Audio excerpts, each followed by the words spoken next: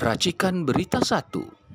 Oke, assalamualaikum warahmatullahi wabarakatuh. Salam Nusantara. Semoga yang sakit di bumi Nusantara ini dapat disembuhkan oleh Allah Subhanahu Wa Taala dan waktu cepat. Amin amin ya rabbal alamin. Alhamdulillah, bersyukurlah kita dihadirkan dengan Dr. Tifa dan Ibu Nuraini dan Ibu Nurhayati dan Ibu Nurhayati Asgaf dan Bu Ida. Alhamdulillah, dengan kesempatan ini mari kita berbagi cerita, berbagi pengalaman dan berbagi ilmu. Semoga apabila kita mendapat hikmah yang kita ambil dari sini bisa bermanfaat bagi kita semua dan keluarga. Mengenai tentang nyamuk ini, mengenai tentang nyamuk yang viral, tentunya saya di masyarakat itu banyak menanyakan ke saya. Dengan sedikit yang saya tahu, hanya beberapa berita dari informasi media, seberapa dahsyat sih nyamuk itu dan apakah nyamuk ini disengaja atau bagaimana? Ya, pertama ini kalau dari sisi asal usulnya, jadi mengapa kemudian ada proyek eksperimen dengan menggunakan nyamuk yang sudah terinfeksi oleh bakteri Wolbachia. Jadi kita sebut sebagai nyamuk Wolbachia. Jadi ini ada nyamuk Aedes aegypti yang selama ini menjadi penyebab dari penyakit demam berdarah. Kemudian dilakukan semacam rekayasa sehingga kemudian nyamuk ini memiliki kuman bakteri dari Wolbachia itu masuk ke dalam tubuhnya. Dan itu sebenarnya melalui suatu penelitian yang panjang. Ternyata ketika nyamuk ini ada Wolbachia-nya di dalam dirinya, itu kemudian nyamuk jantan ini kemudian menjadi infertil. Dengan nyamuk jantan ini menjadi infertil atau menjadi tidak subur, menjadi mandul, maka kemudian populasi dari nyamuk Aedes aegypti ini kan menjadi berkurang. Dan penelitian yang paling awal itu sudah dilakukan di beberapa tempat di daerah istimewa Yogyakarta. Dan ternyata menurut laporannya, angka prevalence dari penyakit demam berdarah itu menjadi sangat berkurang. Karena itu maka kemudian beberapa pihak di internasional itu tertarik untuk kemudian melakukan semacam eksperimen yang dilakukan di berbagai negara, termasuk yang baru-baru ini kita ketahui bersama bahwa Indonesia pun, pemerintah Indonesia melalui Kementerian Kesehatan itu termasuk menjadi bagian yang menyetujui dilaksanakannya eksperimen ini di beberapa tempat di Indonesia. Nah, sekarang jadi supaya masyarakat itu tahu bahwa apa sih yang menjadi viral ini? Yang menjadi viral ini adalah eksperimen. Ini adalah satu uji, ya, satu penelitian besar yang melibatkan beberapa negara terkait dengan penerapan metode nyamuk Wolbachia ini. Jadi ini adalah eksperimen, ya. Jadi ini eksperimen. Bu Dokter, kalau saya boleh bilang, eksperimen itu adalah percobaan, uji coba. Jadi percobaan sebagai, ya kalau kita dulu punya, kalau di kedokteran mungkin itu ya kelinci percobaan. Ya. Nah itulah yang dijadikan. Jadi bukan penelitian atau pengembangan, tapi uji coba itu percobaan, sebagai percobaan itu yang berbahaya, ya kan? Ya, jadi yang sangat berbahaya. Jadi kalau di dalam bahasa kedokterannya itu namanya itu trial, ya. Jadi suatu metode itu akan dibuktikan dengan menggunakan trial. Nah, trial. Nah, kali ini yang terjadi pada nyamuk ini sudah trial yang keempat, yaitu trial epidemiologi, trial yang langsung dilakukan di komunitas, langsung dilakukan di masyarakat. Jadi supaya tahu bahwa masyarakat ini, kita ini sedang menjadi kelinci percobaan. Iya, semacam itulah, menjadi objek. Ya. Bu Dokter, saya mau tanya juga nih. Ini kan kalau bicara secara akademis mungkin seperti itu, tapi kan di masyarakat awam kita juga nggak tahu seperti apa sih ciri-cirinya nyamuk tersebut, terus dampaknya seperti apa, seperti hebatnya, apalagi sekarang kita punya anak-anak kecil mungkin yang jauh dari jangkauan pantauan kita harus seperti apa? Apakah sudah ada obatnya? Apakah sudah ada pelindungnya? Atau gimana? Jadi yang dipikirkan masyarakat ini kan gini ya, akan ada berdasarkan dari apa yang terus dan di media maupun sosial media ya, akan ada berjuta-juta nyamuk yang disebarkan kan gitu ya. Nah itu kan yang dipikirkan, sehingga yang dipikirkan kemudian masyarakat, lalu kami harus gimana dengan serangan. Jadi yang ini karena terjadi apa? Karena tiadanya komunikasi yang baik antara stakeholder, pemerintah yang akan melakukan uji coba ini, yang akan melakukan eksperimen ini. Rakyat itu tidak diberikan informasi yang memadai. Dan itu pertama, itu kedua, rakyat ini menjadi shareholders loh, menjadi objek loh, mereka yang akan mendapatkan dampak. Apakah eksperimen ini berhasil atau eksperimen ini akan gagal, dan bagaimana dampak ke depannya, itu kan masyarakat sebagai objek di sini. Ini sama sekali tidak diberikan ruangan buat mereka untuk apakah mereka menerima atau menolak. Nah, saya analogikan itu dengan trial atau dengan uji coba, misalnya obat atau vaksin misalnya gitu ya. Itu kan kita pernah mengalami waktu masa 3 tahun yang lalu. Ya, jadi ada uji klinis fase 1 yang dilakukan di hewan kecil. Lalu kalau uji klinis fase 1 berhasil, dilakukan uji klinis fase 2 di hewan besar. Lalu kalau di hewan besar berhasil, baru uji klinis fase 3 di manusia sehat. Kan gitu ya. Nah, itu yang terjadi kan waktu itu. Nah, ini kalau dianalogikan dengan uji cobanya nyamuk sekarang. Jadi, pertama, eksperimen ini sudah dilakukan di laboratorium. Di laboratorium dinyatakan berhasil. Kemudian eksperimen ini dilakukan pada kelompok populasi kecil yang terbatas. Jadi ada kelompok populasi kecil yang terbatas dan dinyatakan ternyata berhasil. Nah, setelah itu kemudian dilakukanlah eksperimen dengan kelompok populasi yang lebih luas secara alamiah. Tapi menurut saya bukan berhasil ya, bahwa seperti yang eksperimen yang dilakukan di Sri Lanka itu pertama memang menurun, tapi kemudian meningkat tinggi, dan ini sudah terjadi. Berarti kan ada sebuah kegagalan, gitu ya. Tetapi kenapa kok masih ikutin, apalagi Indonesia sebagai pelaku eksperimen ini. Nah, ini yang menyedihkan. Ini kan dulu kebetulan anak saya kan sekolah di Guangzhou ya di sini. Nah, persis waktu COVID itu kan begitu. Sebetulnya yang melakukan pengembangbiakannya itu kan di Cina ya, di China. Kemudian, subhanallah, kebesaran Allah ya, ketika saya nyampe di Indonesia, nah saya telah lulus, tanggal 16 Januari, tanggal 17-nya diumumkan pandemi meledak. Nah, ini sama. Nah, lucunya pengalaman COVID ini justru mungkin buat Indonesia mungkin sangat menguntungkan. Maaf, karena saya kebetulan di Turki sebagai profesor tamu, ya, di Turki itu jelas pemerintah mengatakan tidak ada yang boleh pengusaha untuk berbisnis lewat pandemi. Ya kan? Jadi tidak ada lagi eksperimen-eksperimen seperti ini, karena saya kebetulan masih mengajar. Jadi tidak ada yang boleh lagi. Nah, Indonesia karena waktu itu banyak yang mengeruk keuntungan, ya, ini mungkin salah satunya menurut saya. Itu dia yang dilakukan kami kan seperti itu. Apakah akan terulang lagi seperti pandemi kemarin? Ya, jadi itu kan dampaknya banyak banget. Saya perlu sampaikan di titik awal ya, dari sebuah uji coba. Uji coba yang ada di fase ketiga itu sudah melibatkan manusia kan? Ya. Manusia dari sisi dari sisi populasi, apalagi ini karena nyamuk itu kan disebar ke populasi bebas kan? Kan harusnya ada yang namanya informed consent. Informed consent itu adalah persetujuan seorang manusia itu mau secara sukarela terlibat dalam suatu eksperimen. Betul. Nah, ini kan tidak dilakukan pada eksperimen dari nyamuk ini. Padahal nanti yang akan terjangkit, yang akan berkemungkinan untuk menjadi korban itu kan orang-orang yang ada di populasi yang ditunjuk ini kan. Jadi ini harus ada informed consent.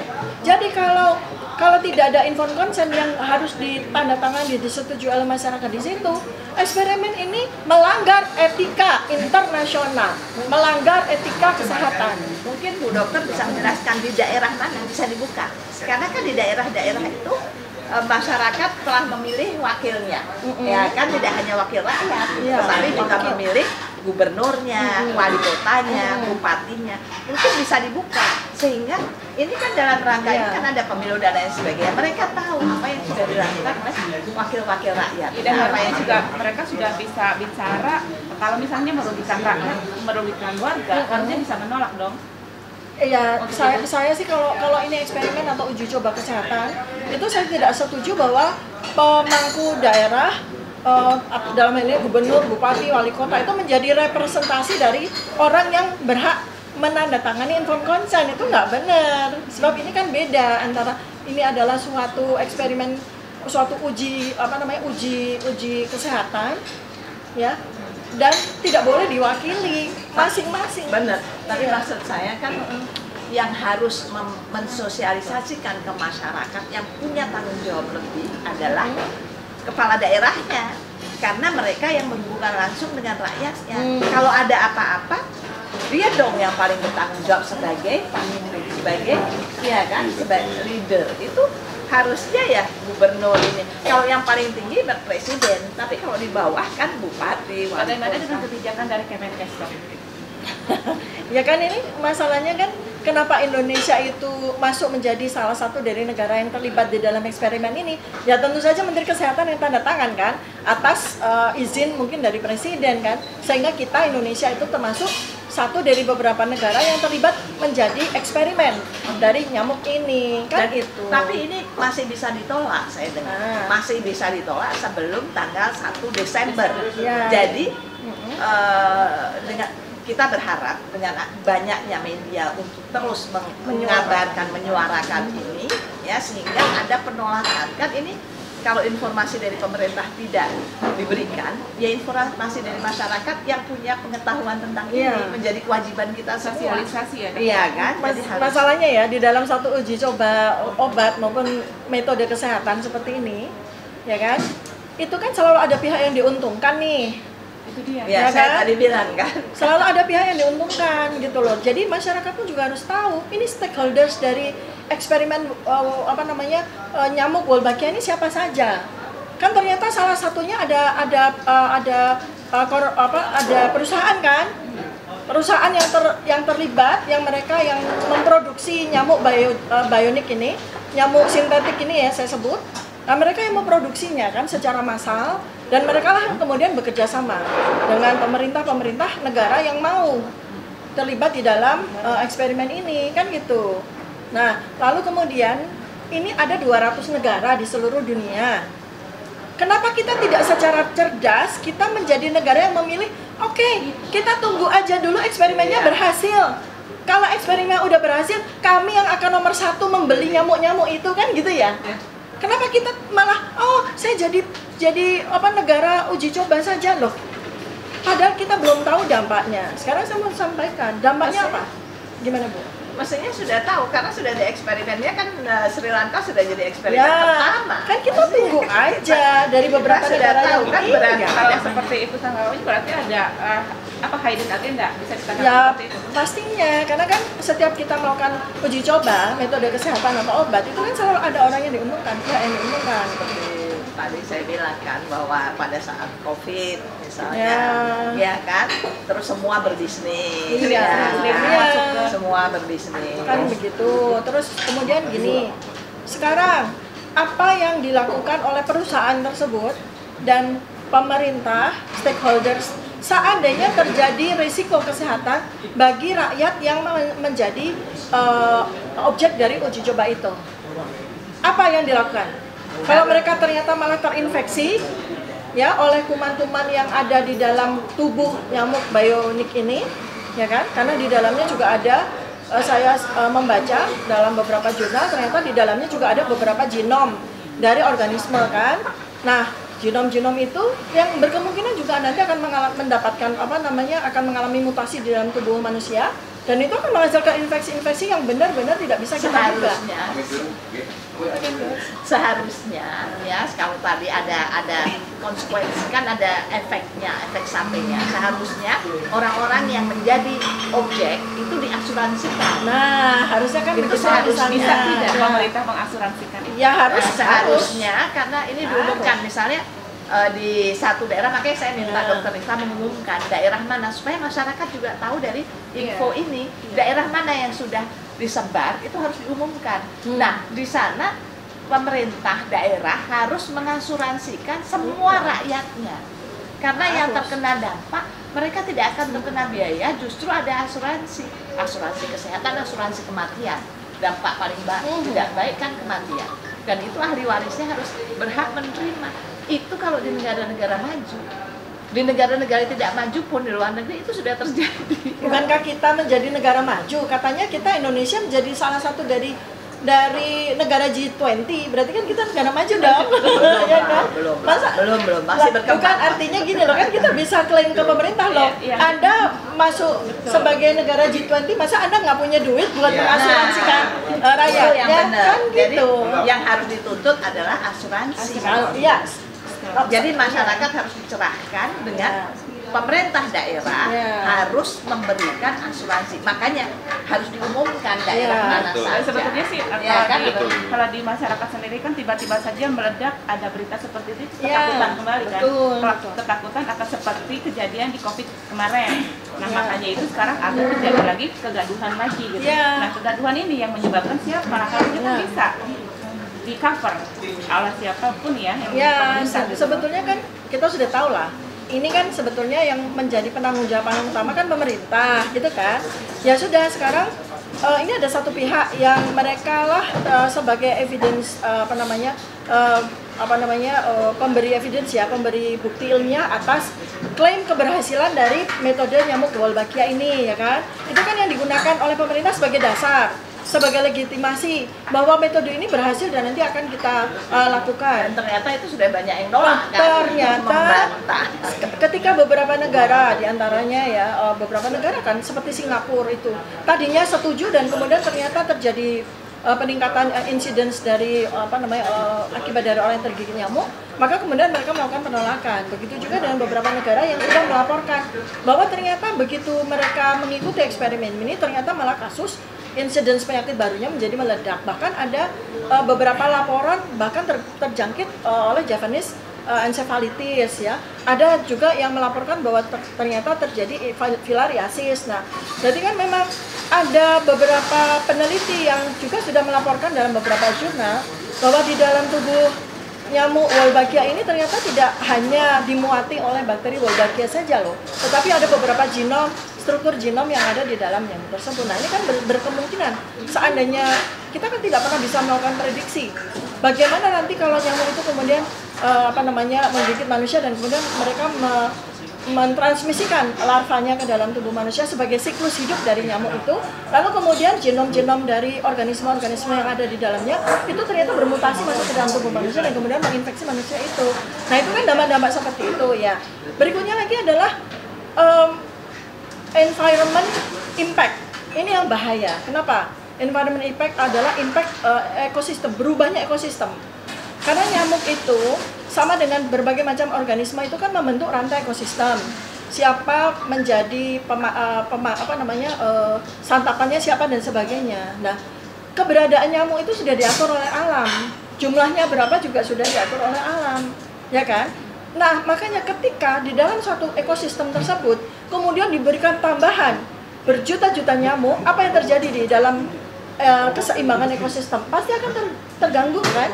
Pasti akan terganggu, sehingga akan mengakibatkan rusaknya rantai ekosistem itu.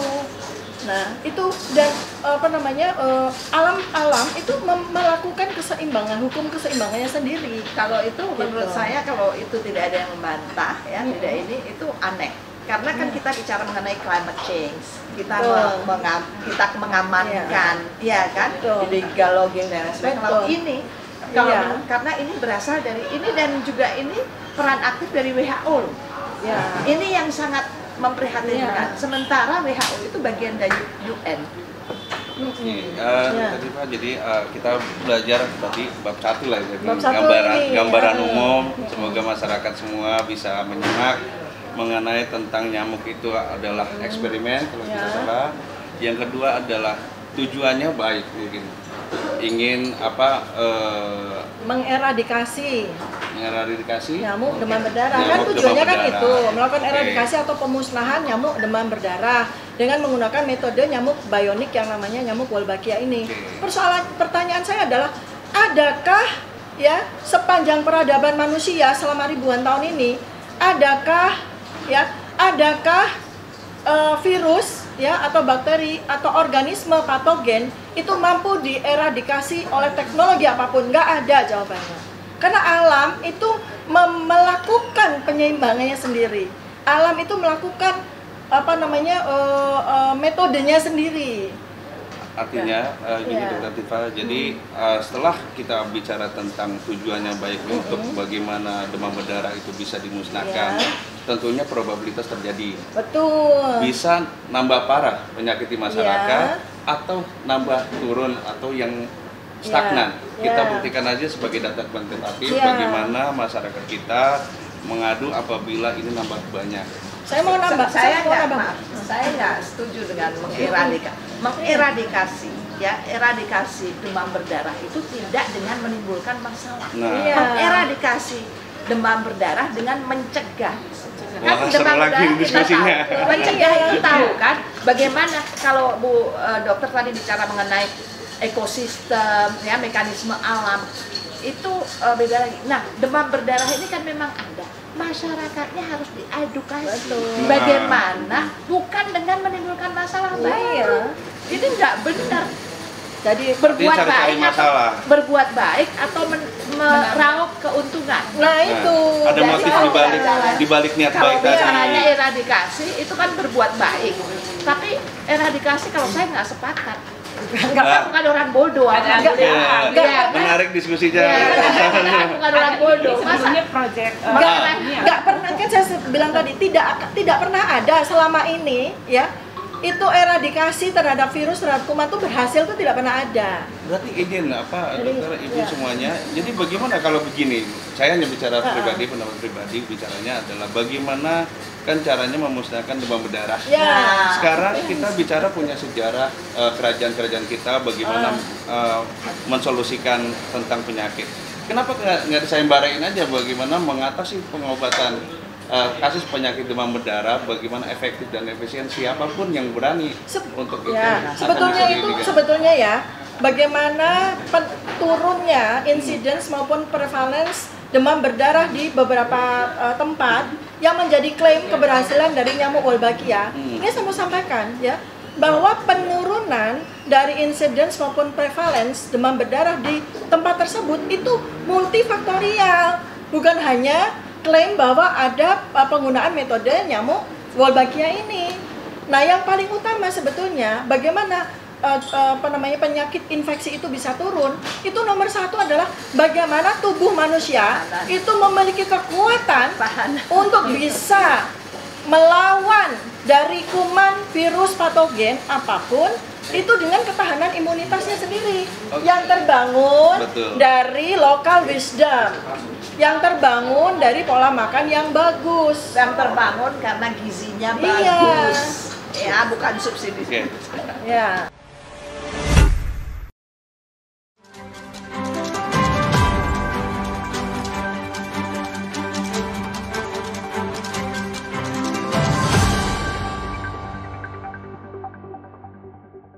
Racikan Berita 1.